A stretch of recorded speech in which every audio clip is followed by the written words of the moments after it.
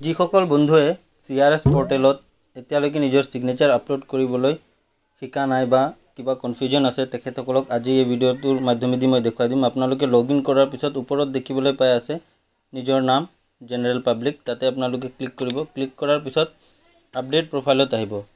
Update প্ৰফাইলত অহাৰ লগে লগে ইয়াত গোটেইখিনি ডিটেইলছ আপোনালোকৰ দেখিবলৈ পাব, নাম, মোবাইল নম্বৰ, ইমেইল আইডি।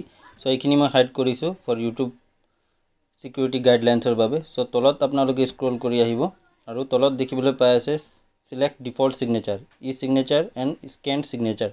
ইয়াতে কিছুমানে বহুত কনফিউজন হৈ আছে যে স্কেন সিগনেচাৰ মানে কি। স্কেন সিগনেচাৰ মানে হ'ল আপোনালোকে প্ৰিণ্টাৰৰ যোগেদি যিটো সিগনেচাৰ স্কেন কৰি আপলোড কৰে সেইটোকে স্কেন সিগনেচাৰ বুলি কয়। বা যাৰ প্ৰিণ্টাৰ নাই তেখেতসকলে ফটো উঠাই সিগনেচাৰ হোৱাইট পেপাৰৰ সিগনেচাৰ কৰি ফটো উঠাই ইয়াত আপোনালোকে যি সাইজ বিটুইন আছে সেই হিচাপত আপোনালোকে ইয়াত আপলোড কৰিব পাৰে। সো বলক মই মোৰ সিগনেচাৰটো ইয়াত আপলোড কৰি দেখুৱাইছোঁ। আপোনালোকে ব্ৰাউজাৰ আপলোডত ক্লিক কৰিব আৰু আপোনাৰ যি সিগনেচাৰ আছে সেই সিগনেচাৰটো ইয়াত ডাইমেনশ্যন দিয়া আছে চাবলৈ পাই আছে, ইয়াত ক্লিক কৰিব।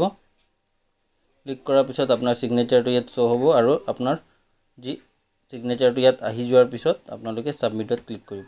ঠিক আছে, সাবমিটত ক্লিক কৰাৰ পিছত আপোনালোকৰ যি সিগনেচাৰ আছে সেইটো আপলোড হৈ যাব, আপোনাৰ প্ৰফাইল আপডেট হৈ যাব। ঠিক আছে, সো আপোনালোকে দেখিবলৈ পাইছে ইয়াতে মোৰ কিবা এটা মিছিং হৈ আছে সেইটো মই সিলেক্ট কৰি লওঁ। ঠিক আছে, ইয়াত সিলেক্ট